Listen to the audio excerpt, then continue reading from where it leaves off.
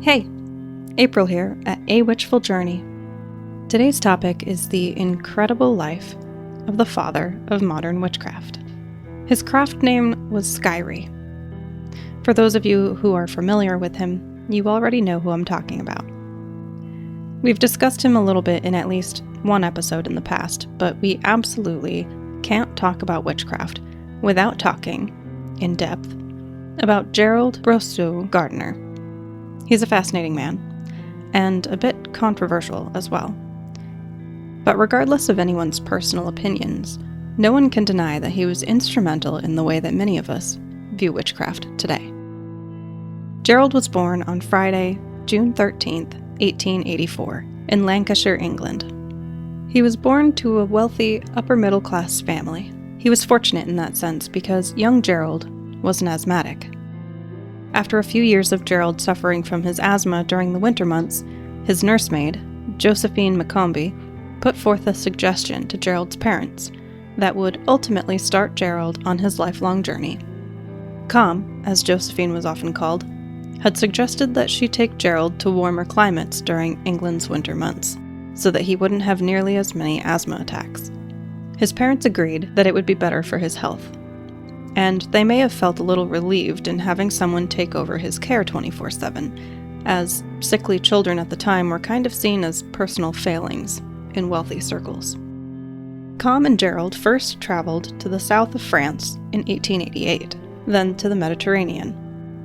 By 1891, they were in the Canary Islands. They would travel back to England for a few months during the summer so that Gerald could visit his family, but most of the year was spent in much more tropical settings. While in the Canary Islands, something sparked Gerald's interest in weapons. This would be a theme through the remainder of his life. Eventually, Com and Gerald made their way to what is now Ghana. Then they moved on to Madeira, which is an island off of Portugal. A couple of sources say that this is where Gerald began collecting weapons that he found around the island. This is where he spent most of his childhood, so he was able to collect a number of weapons left over from the Napoleonic Wars and display them in his room. Then they traveled to Ceylon, or what is now Sri Lanka. According to sources I've read, this was in 1900, when Gerald was 16. Gerald never attended school because he was always being moved around. And for some reason, he was never given a private tutor either. Now, a biographer by the name of Jack Bracelin describes Com as being flirtatious, and suggests that she eventually viewed Gerald as a hindrance to her and her more adult-centered activities. It seems that Gerald was left to his own devices on a regular basis from pretty early on in his childhood.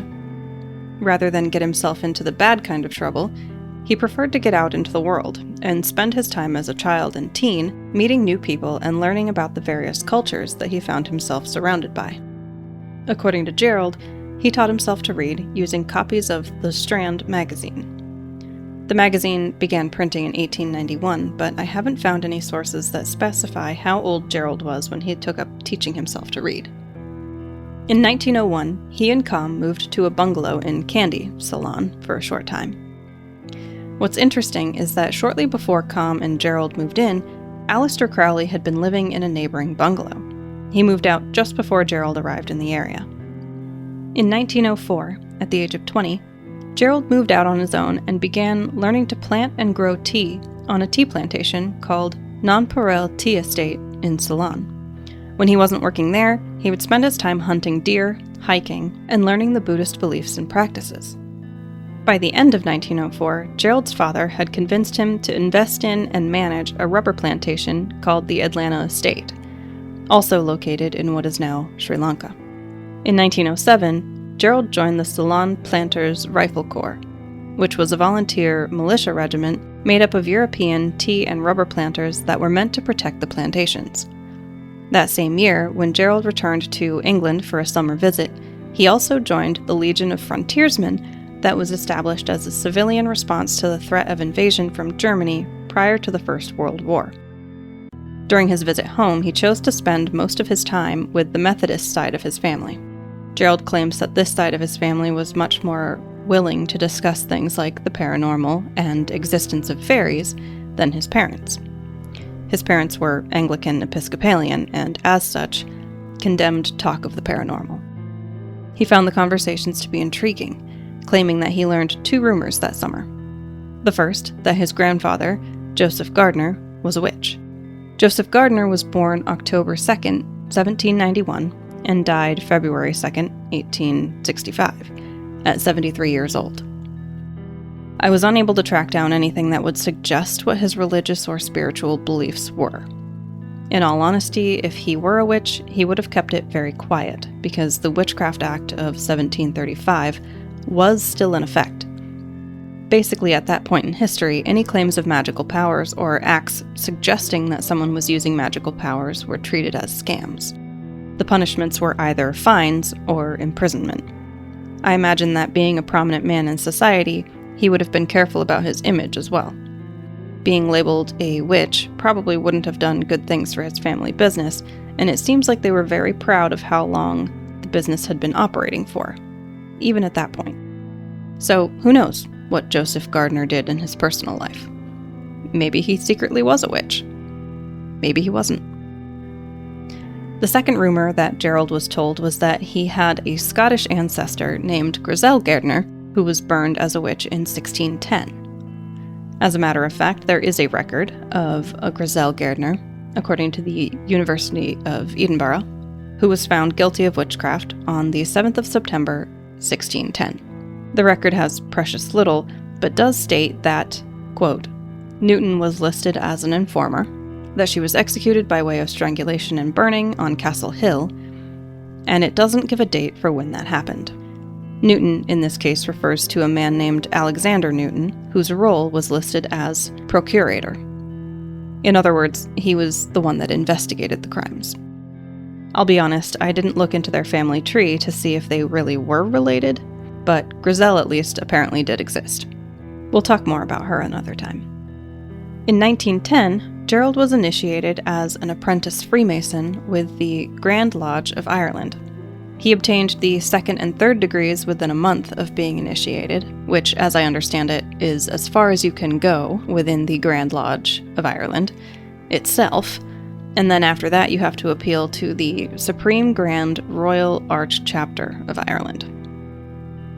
In 1911, the rubber plantation experiment at the Atlanta estate failed, which caused Gerald's father to sell the estate.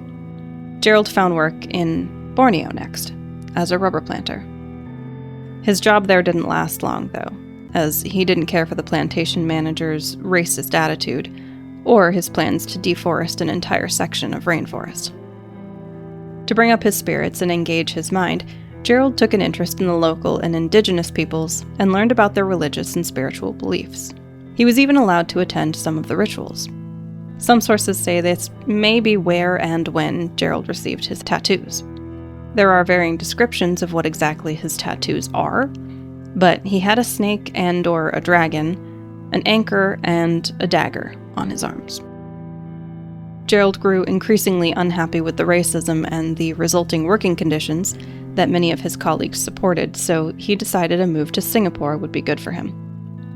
Singapore was one of the islands that was part of the Straits settlements under British rule at the time. In Singapore, he worked at a rubber plantation, bought land, and began growing his own rubber to supplement the income from the other plantation. He continued buying up the land around his own until he amassed 600 acres. That's a lot. The same year, he met a man who called himself Cornwall, who was an American unorthodox Muslim, who introduced Gerald to the locals and their magical and spiritual beliefs. Gerald was fascinated by them, and took a particular interest in the krish, a dagger that was used for magical purposes. In 1916, on his return to Britain, he attempted to join the Royal Navy. He was turned down due to ill health. So instead, Gerald settled for working in the Voluntary Aid Detachment. He was to look after the patients injured in battle. Gerald was forced to return to Singapore in late 1916 due to his asthma and some malaria-related health issues. By 1921, the rubber plantations began suffering because the prices collapsed due to a large number of trees reaching maturity at the same time and a post-war decrease in demand, which caused an oversupply. Because of this, Gerald was let go from the Borneo Company. So at 37, he took up a job with the Public Works Department. 2 years later, in 1923, he became the government inspector of rubber plantations for the Office of Customs. Eventually, he became the inspector of rubber shops, overseeing the regulation and the sale of rubber. In 1926, Gerald was placed in charge of monitoring the shops that sold opium. There's speculation that Gerald believed opium to be harmless, and that he may have taken a number of bribes from illegal sales. He did manage to gain a small fortune that seems a bit difficult to find sources for. And at the time, opium was definitely used for recreation, and there were licensed opium dens. And it was used medicinally for certain things, but the controls over the substance began getting stricter and stricter by the time Gerald was put in charge of monitoring these places. The following year, in 1927, Gerald returned to England after learning that his father's health was deteriorating due to dementia. Upon his return, he began investigating spiritualism and mediumship. His interest began as purely academic, as he was really quite skeptical about it all. That is, until he visited one impressive medium who made contact with one of his deceased cousins. With that interaction, he gained a firm belief in the afterlife, and from then on was greatly influenced by Florence Marryat's There Is No Death, a book about spiritualism. Gerald claims that during this visit to England he encountered several spirits of deceased family members. By the end of 1927, he met and married Dorothea Frances Rosedale, or Donna, and together they moved back to Singapore and settled in a bungalow. Gerald again got into Freemasonry, and he also decided to return to his old interests in the anthropology of Singapore. This time he was readily accepting of the belief in magic and became increasingly interested in the local folk magic and the weaponry used by the locals. He didn't stop there, though. He expanded his interests to archaeology and began some secret solo excavations at the city of Johor Lama.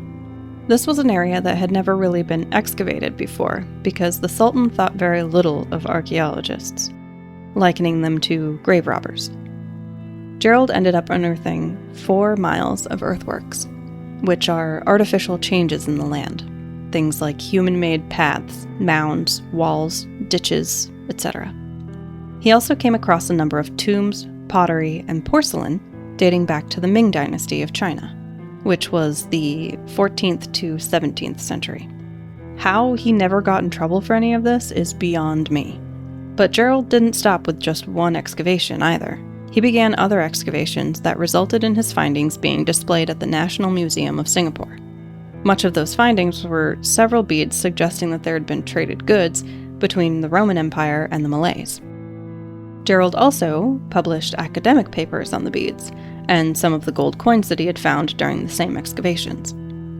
In the early 1930s, Gerald was still a civil servant, but he began fancying himself as a folklorist, an archaeologist, and an anthropologist. These ideas were encouraged by the museum's response to his findings. He decided to retire from the Freemasons in 1931 and put more of his efforts towards these ideas. He began spending a lot of time making friends with experts in the fields of archaeology and anthropology. In 1932, he attended a conference on prehistory and protohistory at King's College in London, where 2 of the lectures described the cult of the Mother Goddess. In 1935, he attended the Second Congress for Prehistoric Research in the Far East in Manila, Philippines. All the while, his main research interest was the Krish knife. He collected 400 samples and had various talks with natives about the magico-religious uses of the Krish. In 1936, at the age of 52, Gerald wrote a book called Krish and Other Malay Weapons.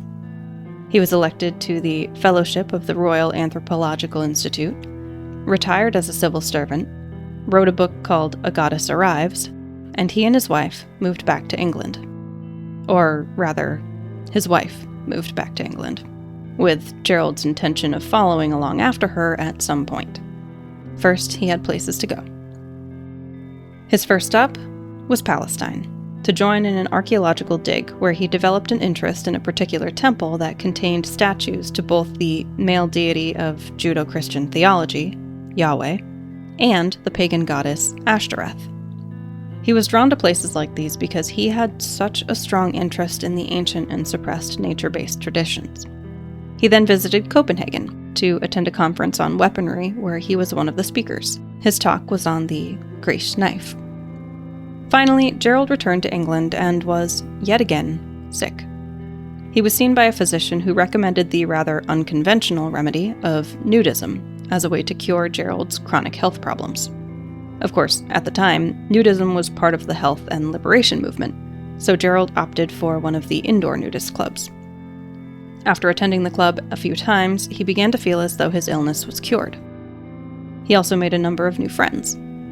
In the summer, he visited the outdoor nudist club at a place called 4 Acres, near Bricketwood, and he quickly became a regular at the location.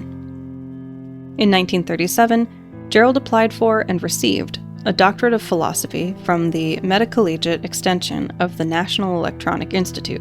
This was an organization that was widely known by academic institutions for offering invalid academic degrees for a fee. Regardless, Gerald began to think of himself as Dr. Gardner.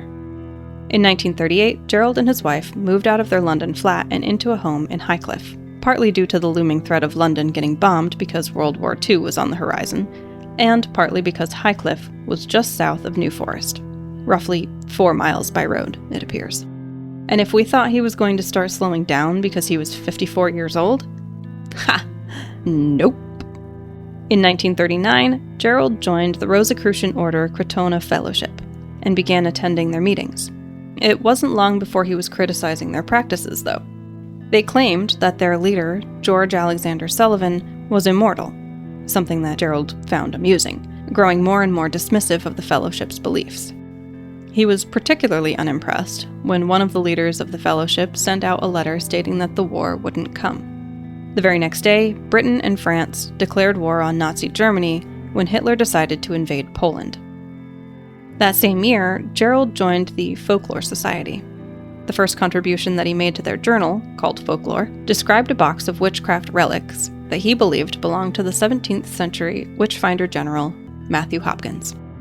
There's nothing verifiable that actually says the items are 17th century and were in the Witchfinder General's possession. Gerald left the ROCF, the Rosicrucian Order that he had joined, but stayed friends with a few of the members that he thought had a real interest in the occult, rather than just a passing fancy because it was almost like a role-play game. They also may have been members of one or more of the nudist clubs in the area. This is also about the same time that Gerald claims he was taken by these same friends to the mill house, owned by someone named Old Dorothy Clutterbuck. There, he was told to strip down for an initiation ceremony.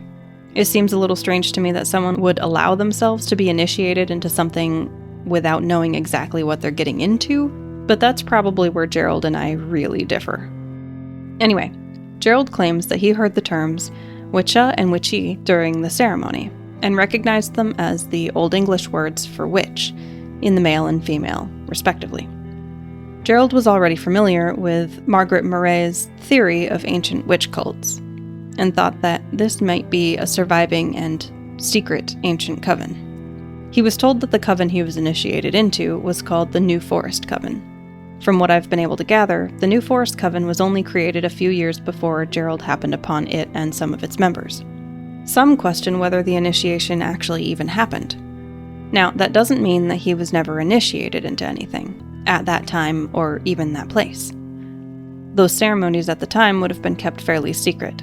Names would not have been written down, and it likely would not have been talked about by anyone who was there until well after, if they even spoke of it at all. Regardless, this was about the same time that Gerald made it his mission to promote the practice of magic and his new religion, Wicca. At some point previously, sometime between 1936 and 1939, he'd met J.S.M. Ward, who was a Christian mystic and the proprietor of Britain's oldest outdoor museum, Abbey Folk Park. Ward had an exhibit that included a small 16th century cottage, one that was referred to as the Witch Cottage, that he'd found and moved to his museum. Gerald apparently just had to have it. He made a deal with Ward. trading land that he owned in Cyprus for the cottage. Gerald had the cottage dismantled, transported to Bricketwood, and reassembled at a place called 5 Acres. Now, Gerald claimed that a ritual took place in 1940, and unfortunately, it doesn't appear that there's any way to verify that it took place. Plenty of others have looked into the claim and have tried to track down the exact location, as well as anyone who was possibly involved in the ritual. Gerald made the claim years later, so it's possible that it was a fabricated story. But from everything I've read, he also was quite keen on wanting to do what he could to protect his country. And he was also very much a believer in the craft at this point. So, who knows? Either way, it's said that this ritual, which is now referred to as Operation Cone of Power, took place in New Forest, which is actually an ancient forest, before midnight on August 1st, 1940. A group of witches gathered together, cast a circle, and raised a great cone of power, or energy, within that circle. This ritual was designed to prevent the Nazis from invading Britain using magic. Gerald wrote that, and I quote, "A great circle was erected at night, with a great cone of power being raised and sent to Hitler's mind in Berlin, with the command, 'You cannot cross the sea. You cannot cross the sea. You cannot come. You cannot come.'" Now, if anyone knows their World War II history, you're aware that Operation Sea Lion, which was a planned invasion of Britain by Hitler that was originally supposed to happen in late August of 1940, was postponed a number of times before finally being canceled due to Hitler not ever being able to achieve air and naval superiority over the English Channel. How badass would it be if Operation Cone of Power was truly the reason he was never able to cross the channel? In 1946, the year after World War II ended, Gerald became one of the Folklore Society's governing council, despite most of the other members being wary of him due, in part, to his questionable academic credentials. Gerald also gave an informal talk on art magic and talismans in London at the Atlantis Bookshop and joined the Society for Psychical Research. On top of that, he was also ordained as a priest in the ancient British Church and took up an interest in Druidry and joined the ancient Druid Order. Busy guy. In 1947, Gerald finally met Aleister Crowley, who soon elevated Gerald to the 4th degree in the Ordo Templi Orientis. This was Crowley decreeing that Gerald was among those who could initiate people into the order. From 1947 to 1948, Gerald and his wife toured the U.S. and made their way to New Orleans, Louisiana. Gerald was hoping to learn as much as he could about voodoo from its source, which seems to be how he preferred to learn everything. At some point in all of this, Gerald wrote High Magic's Aid, which reads like a novel and includes some of his Wiccan rituals and ceremonial magic. Taken as a work of fiction, it isn't very good. But taken as a sneaky way to write his first spellbook that could be distributed to the masses while the Witchcraft Act was still in effect, it's very informative. And the ceremonial magic is based on the Key of Solomon. High Magic's Aid was published in 1949 and would become the book that Gerald would give to anyone interested in Wicca. This book helped Gerald gain his first few initiates, and he began putting together a private work that he called Ye Book of Ye Art Magical, which became his prototype for his later book, Book of Shadows. June 1951. The Witchcraft Act of 1735 was finally repealed and replaced by the Fraudulent Mediums Act. This meant that people could no longer be arrested and prosecuted for practicing witchcraft. Despite this, Gerald and his wife moved to Isle of Man, and Gerald happily took on the position of resident witch, even declaring to a journalist, "Of course I'm a witch, and I get great fun out of it." Of course, that wasn't the only reason he wanted to move. He went to work at the Folklore Center of Superstition and Witchcraft, which was a museum owned by his friend Cecil Williamson.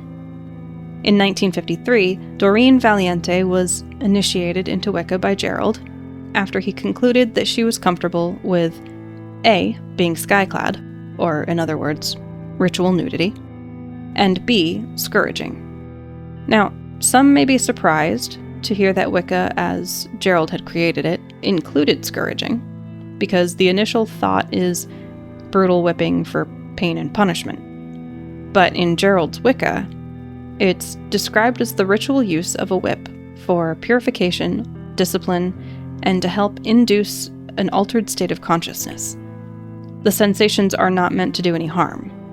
Rather, they're meant to be much lighter and more rhythmic. By 1954, Gerald and Cecil weren't really getting on very well, and the museum was failing. So Gerald purchased it and moved it to Cornwall, England, and renamed it the Museum of Witchcraft and Magic, which he ran until his death. He also published another book, this one called Witchcraft Today, and he began welcoming large amounts of publicity, believing that only through publicity could people learn about and become interested in witchcraft and Wicca. Some of his initiates weren't too keen on the publicity and how the press ultimately portrayed witchcraft and Wicca, as one of the articles declared, "Witches devil worship in London." Sadly, Gerald's wife died in 1960, and it's reported that his asthma made a strong comeback at that point. It was also at this time that rumors of high priestesses spending the night in Gerald's cottage began, and he seemed to focus himself even more intently into his Wiccan practices with the absence of his wife. 4 years later, on February 12, 1964, aboard the Scottish Prince, returning home from Lebanon, Gerald died of a heart attack. He is now buried in Tunisia. Now, as with all people in the public eye, there is criticism from others. Some people suspected affairs with High Priestess Dionysus and Edith Woodford, aka Daffo, while Gerald's wife was still living. There's nothing solid that supports these suspicions, though he did spend a large amount of time with them. Of course, spending time with them, as he did with a number of other people he knew, doesn't necessarily mean that he was having affairs with them. The High Priestess of the Bricketwood Coven, Lois Bourne, accused him of homophobia, stating that he once said, "There are no homosexual witches, and it is not possible to be a homosexual and a witch." She claimed that he had a deep hatred for homosexuality. There were also many accusations of misogyny and sexism because of the choice of rituals that he had included in his practice. The Gardnerian Book of Shadows has a few passages that do kind of lean in that direction. The first one is, "As a man loveth a woman by mastering her, so the Wicca should love the gods by being mastered by them." Another one is, "A woman may impersonate either the god or goddess, but a man may only impersonate the god." And another one is, "The greatest virtue of a high priestess is that she recognizes that youth is necessary to be the representative of the goddess," saying that the high priestess must give up her position to a younger woman if or when the council decides. In his book, Witchcraft Today, it reads, "The witches tell me," quote, "it has always been that power must be passed from man to woman or woman to man," unquote. And he goes on to say that the exception is only if you're passing that power on to a direct descendant of yourself. The reason being that, quote, "a great love passes between the two people that go through this rite together," end quote. He claimed that the Knights Templar neglected this rule and practiced witchcraft rites among men only, and that was part of their downfall. Historian and professor Ronald Hutton says that Gerald has a tendency to stretch the truth and encouraged members to claim that they were descendants from ancient witch lineages. Another criticism was aimed at his educational claims.